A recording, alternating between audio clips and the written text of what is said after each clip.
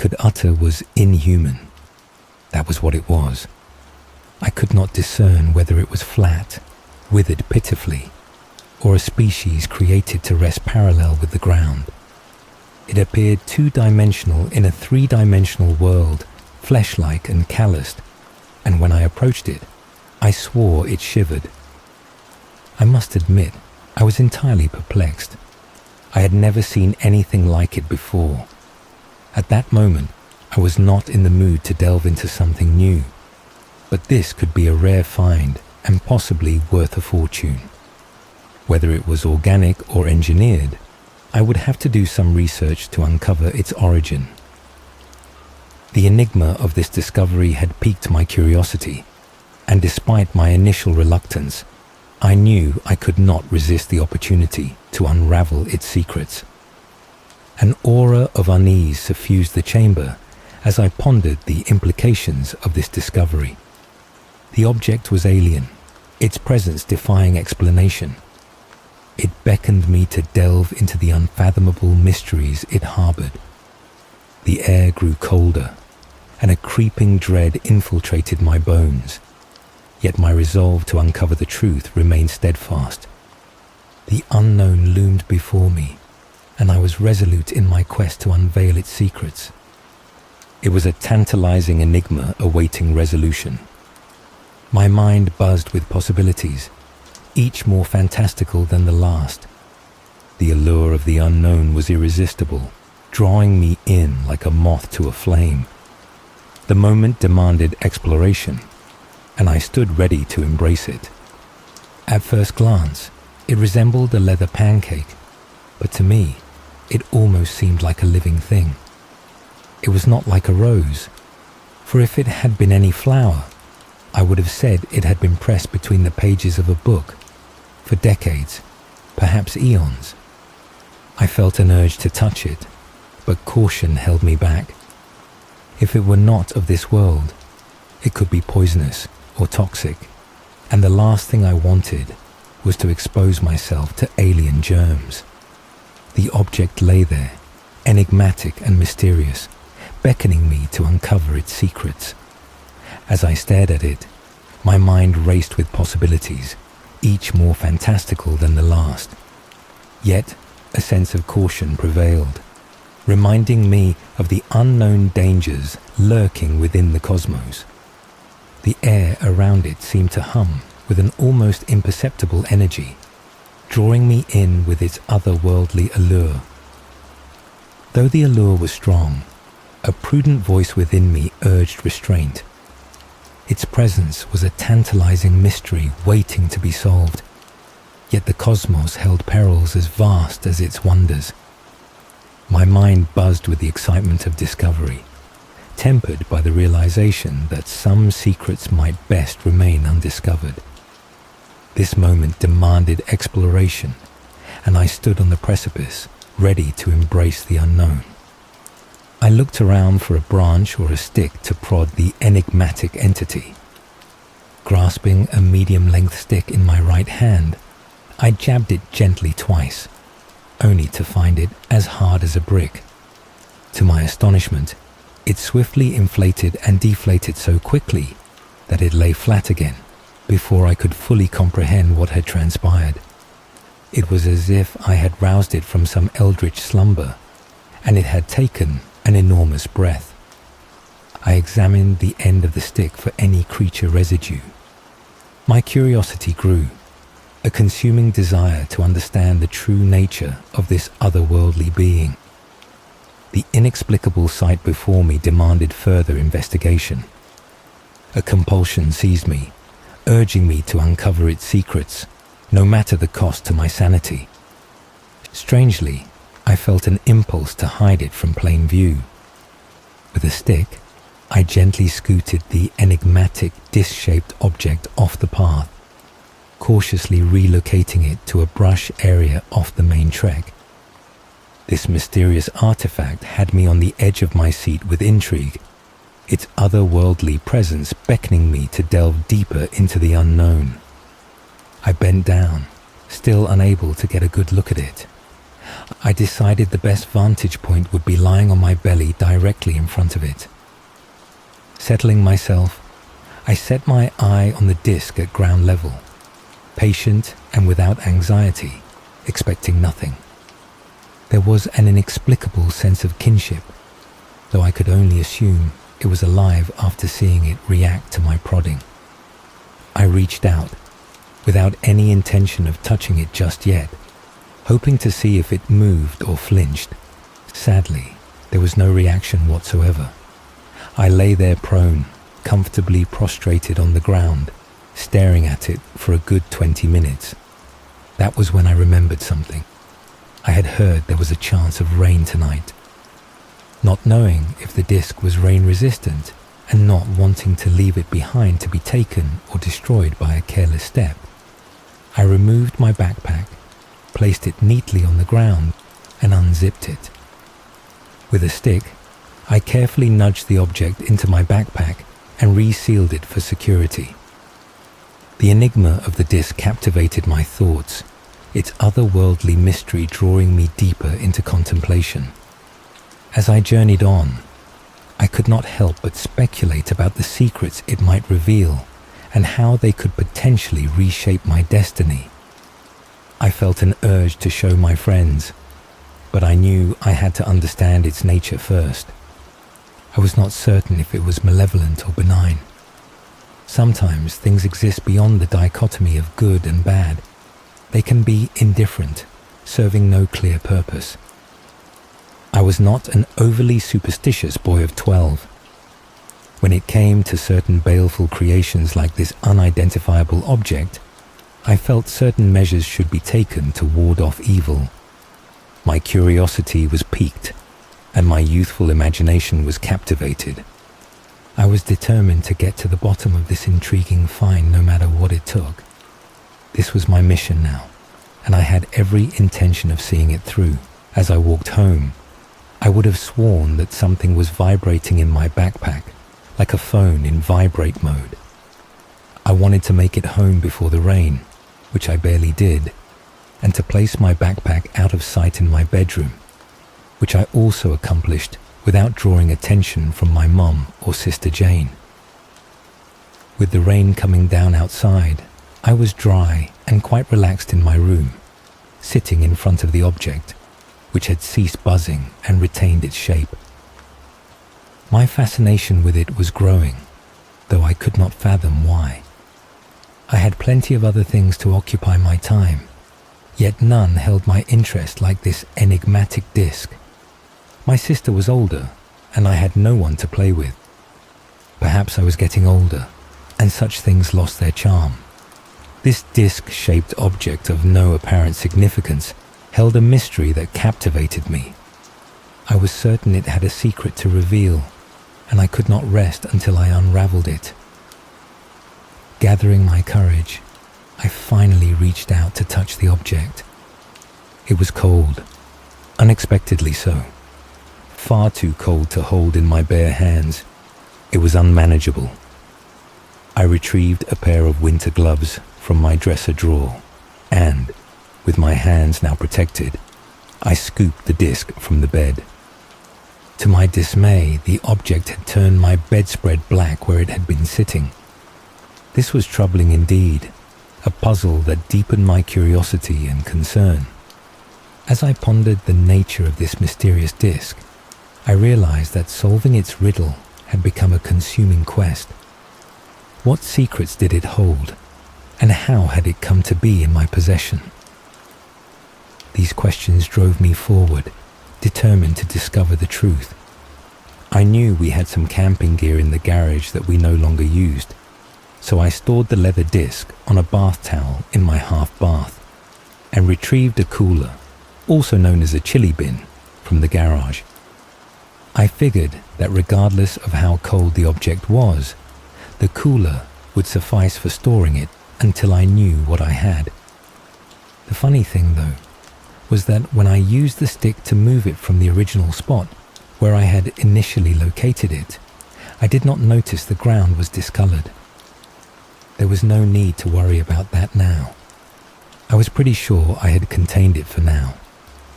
I kept my little secret to myself for the time being, until I knew what I had. There was no reason to share my discovery. I believe I had always been a contemplative child, and this situation truly gave me cause for reflection. I spent practically a full night in contemplation. I could not sleep until the morning, and when I finally dozed off, it was for just a moment. I was awakened by an unfamiliar sound coming from the bathroom. My heart leaped. I knew right away what it was, my serendipitous moment. It was so unexpected that I could hardly wait. I do not remember my bare feet hitting the floor. Perhaps I took one leap, and I was there before the improbable. I will admit, I hesitated when opening the lid. It was with delight that I saw the icy fog, like dry ice, rolling slowly up and spilling over the edges. Curiously, I did not see my keepsake. The white, creamy fog was thick and perpetual, drifting and spreading until the entire tiled floor was masked with a milky cloud. Fortunately, my winter gloves were on the lavatory, and I pulled them snugly over my quivering fingers. With both hands, I reached into the bin and scooped the leather disc out, as if I were bringing a fish up from a shallow pool. Astonishingly, it had gained heft, reminiscent of a piece of forged steel. Overnight, it had taken on a shiny appearance and an unusual white light, akin to a small Christmas tree bulb, now glowed at its center on top. It glittered out of time, dazzling my eyes.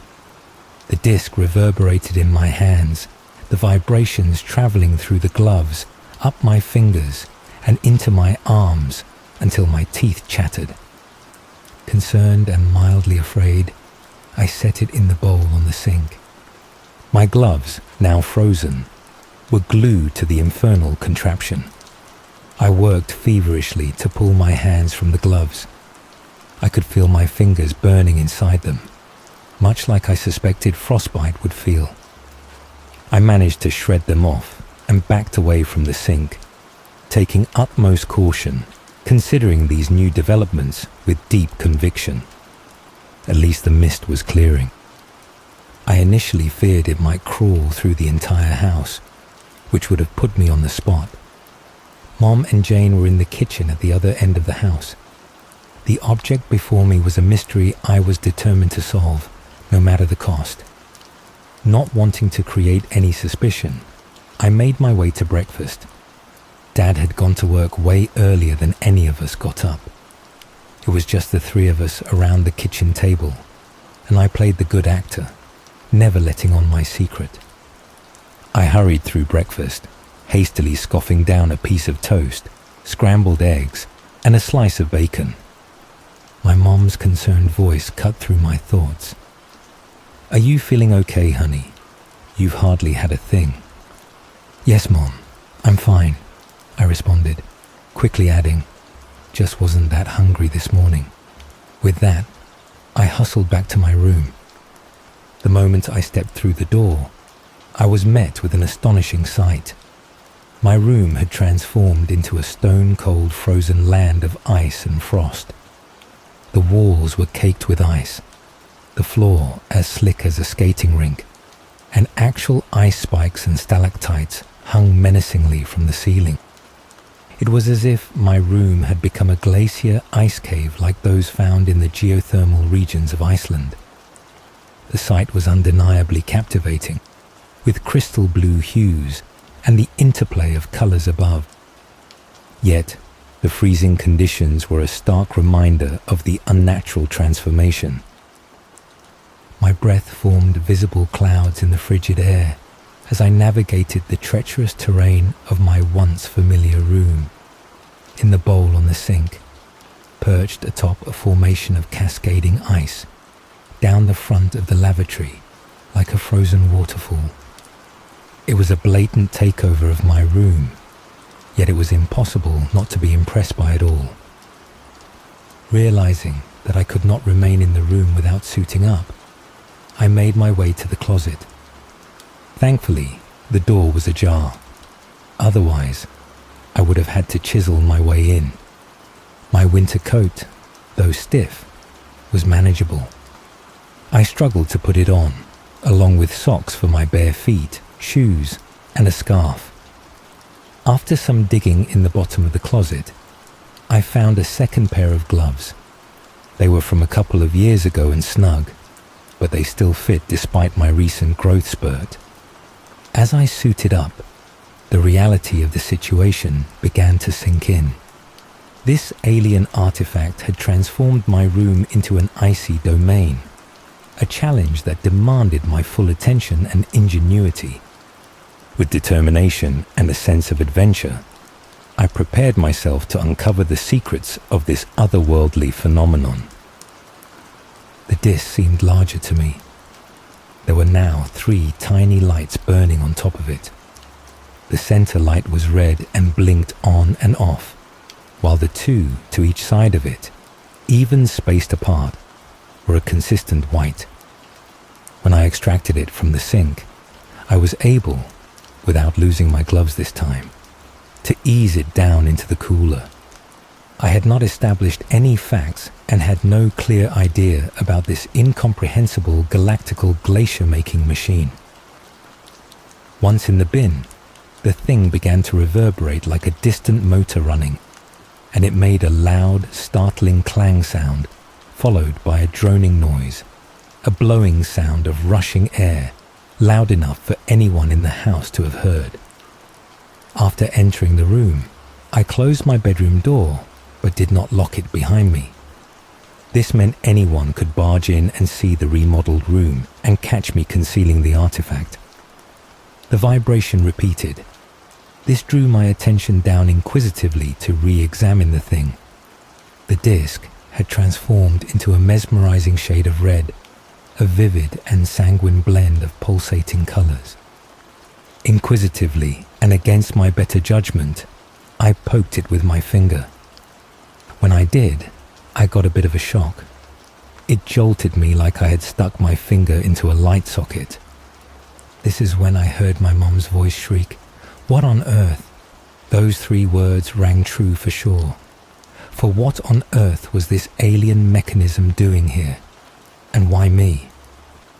I answered with a surprised voice, with an unnatural quaver at the end. I know it looks bad, but let me explain. I realized that this appalling attraction of a frozen wasteland planted solidly in my bedroom had no explanation, but I scrambled to come up with one. I was at a loss for words, and there was no way that I could lie my way out of this one. The evidence was overwhelming. "Your room," Mom shrieked again as moms do when their son does something so unbelievable that it goes against all reason. "What have you done?" Her eyes were blazing with parenting fury and a look of surprise. I suddenly got the sensation of hopelessness, as if I had unexpectedly become mentally impoverished. In this invalid state of fragmentation, I had to improvise. I promptly asserted, "I know I should have told you that I found something on the footpath, but I had no idea it would cause this." Now, one would think that my safety would be considered and take foremost precedence in this matter. However, without considering the true ramifications of an apparent alien take, my mom responded with, "I want all of this ice removed, and then we will have to see what sort of damage you have done." I did not understand grown-ups, and although I am older, my mom made no sense. My room was such an unmeasurable degree of unbelievability that nothing was remotely comparable. Mom refused to see the enormity and immense scale by which this unprecedented catastrophe had showcased itself at our residence. Mom's body language was a tightly woven ball of tension. Her jaw was clenched with raised, tight shoulders, and she refused to make eye contact with me. With full-out frustration, she stormed away, right after she shot me a scowling look, with tightened lips and flared nostrils. Her ears had even turned red with fury. Her footsteps echoed loudly, gradually fading down the hallway. As they did, she called out with a mix of warning and finality, "You just wait until your father gets home." When Mom got angry, she had a tendency not to think straight.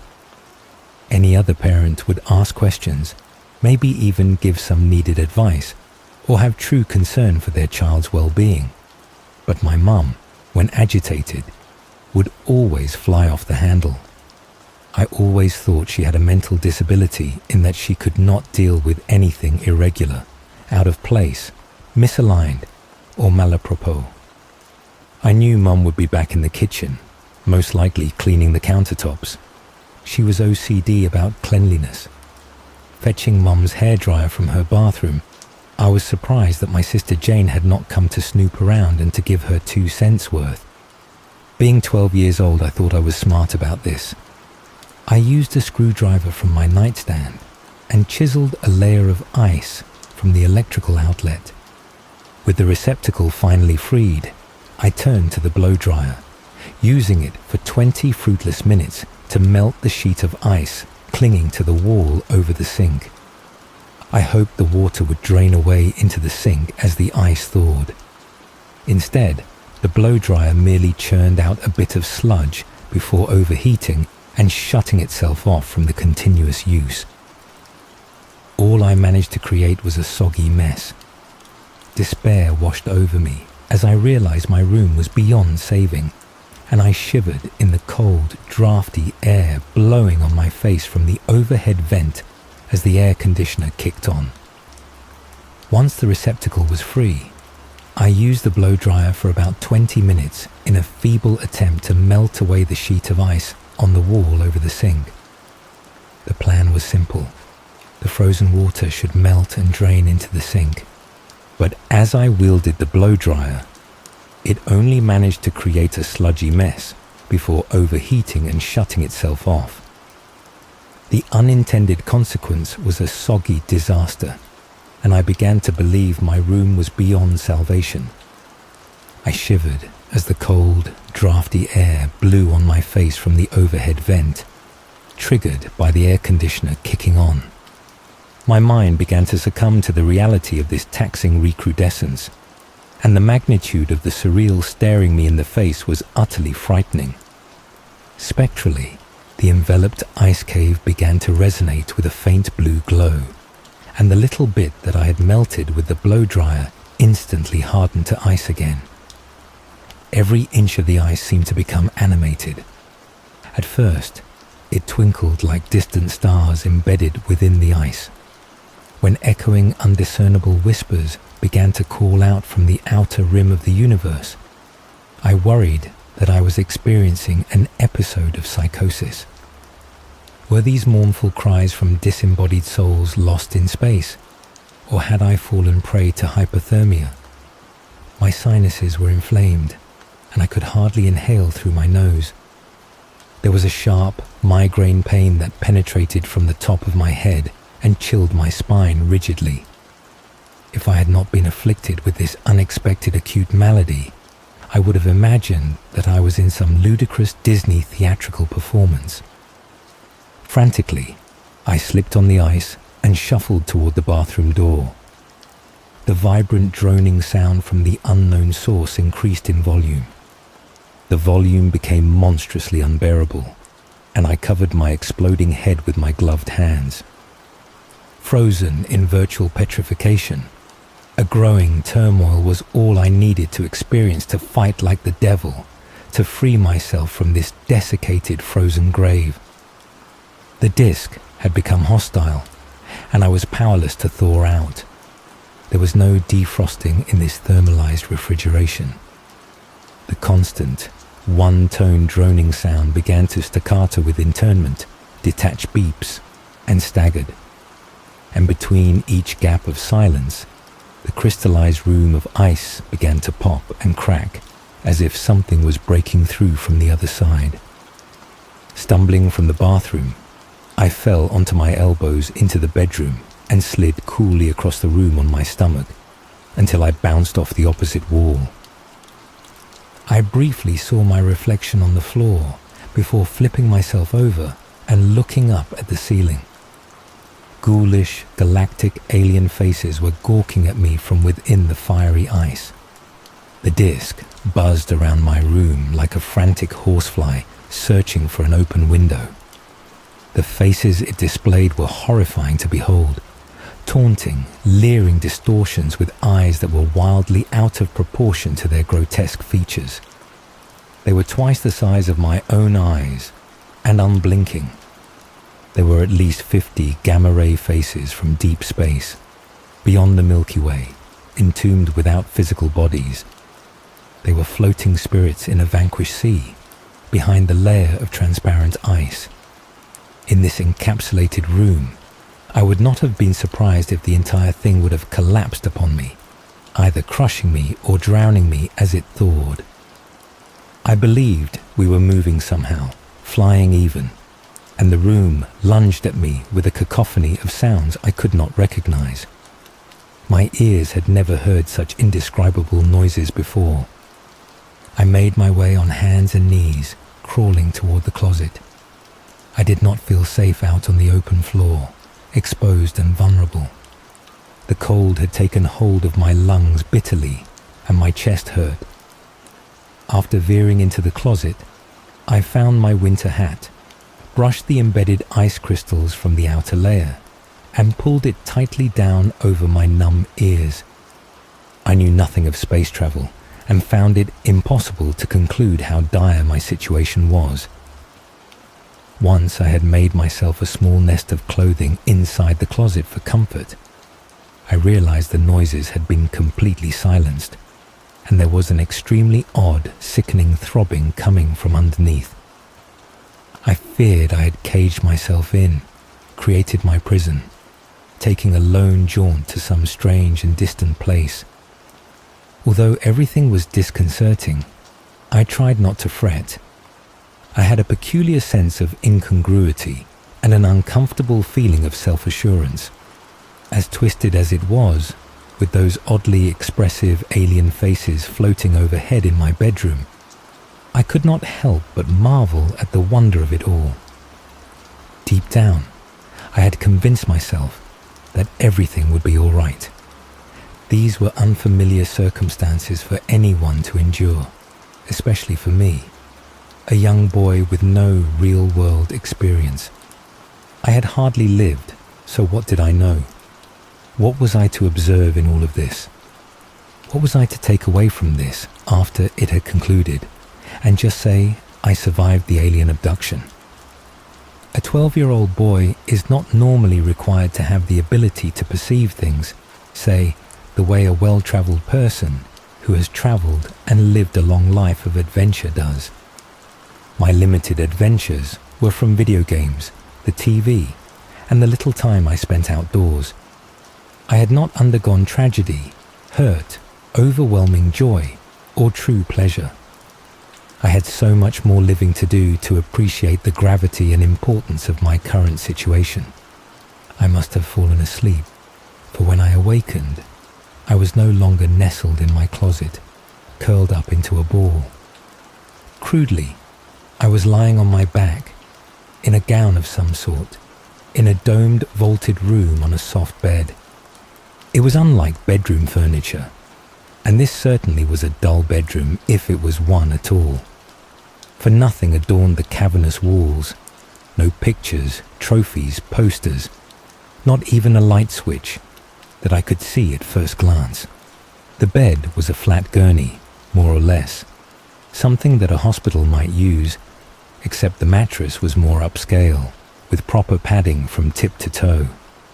I was stunned by the vagrancy of my mind, sort of as if I was coming out from a drug-induced sleep.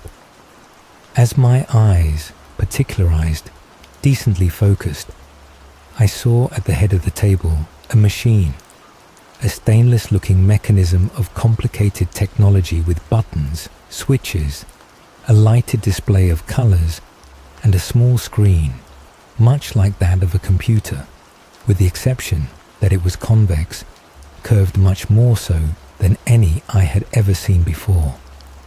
The apparatus caused me to want to inquire about its function. It was just me on this stretcher, indecently dressed for a public appearance, but I was not restrained. I was not strapped down or held fast by any harnesses.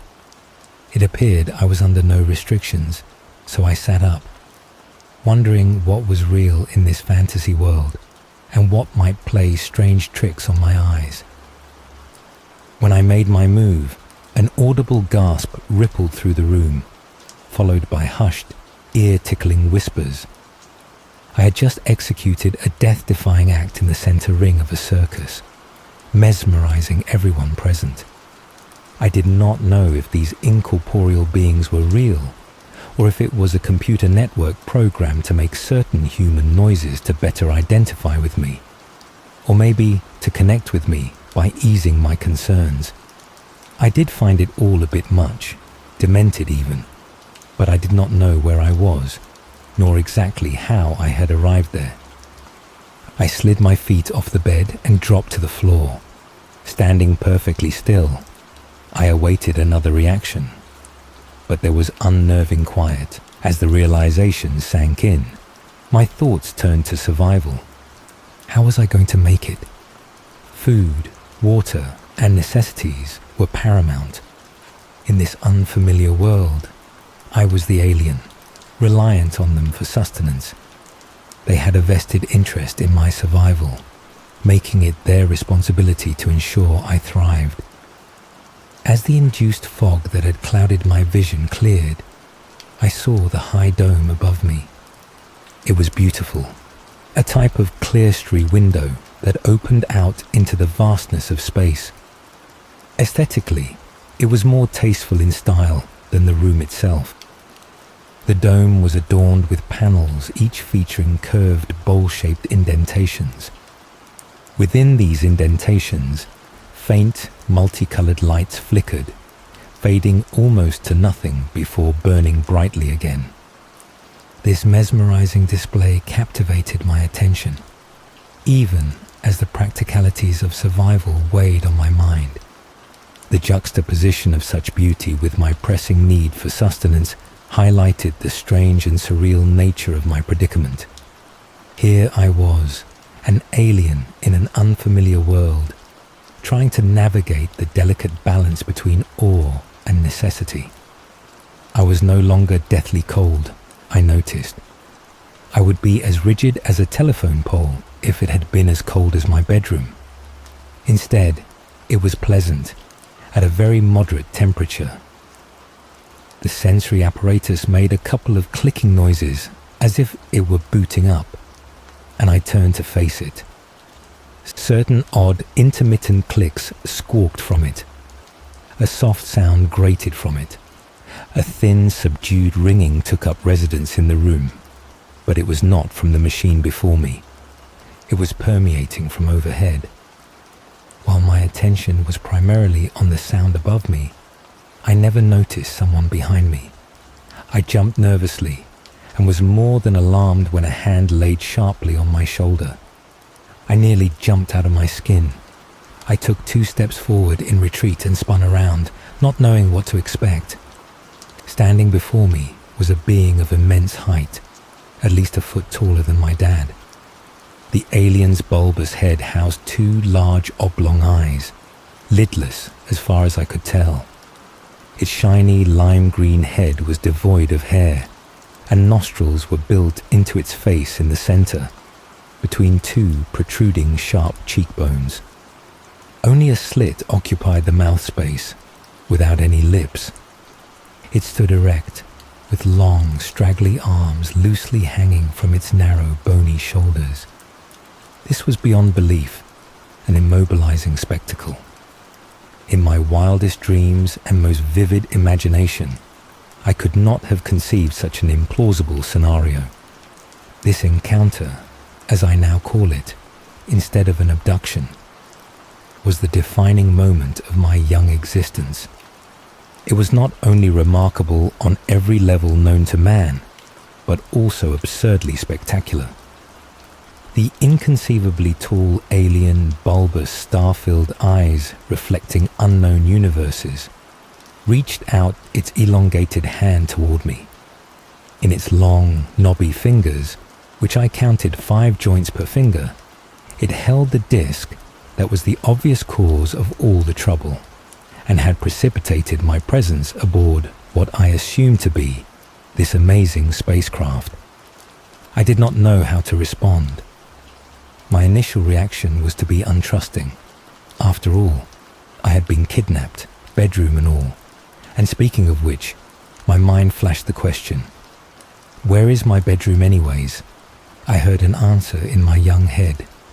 It swirled like a maelstrom, and when the torrent calmed, the voice was toneless, deliberate, and yes, disembodied.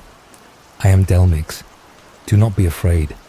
I am from Vole T6660, a planet with many moons and a lunar civilization.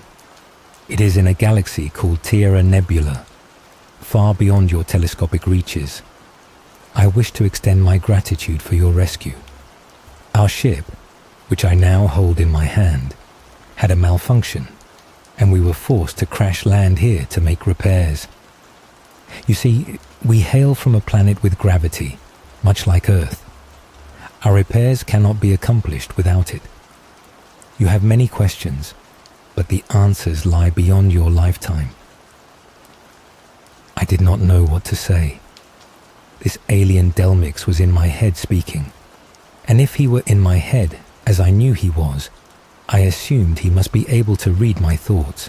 Before I could ask him, "Are you taking me home?" He answered, "You are at home, Tommy. You have never left your bedroom. You see, you found the disc on the pathway. You brought it home. You were exhausted and fell asleep, and when you opened your eyes again, the disc was gone, and your room was as it was. You and your mother never discussed returning your room to normal. Your mother is about to wake you up about right now." I immediately opened my eyes as if I had been in a magical trance, and someone had snapped their fingers in my ear. I heard my mother's voice. She sounded gruntled as if she could not be happier. My mum was nudging my shoulder, and she said, "Tommy, you sleepy head, it is time to get up. I made your favorite waffles and bacon. Come on, and I will make you a plate." My mom left the room, and I glanced around. Everything looked as it did before I ever found that disc. Now, I am older and in college. I wonder if Delmix ever makes his way through this part of the galaxy anymore. If he does, I think I would welcome him. Oh well, time to eat.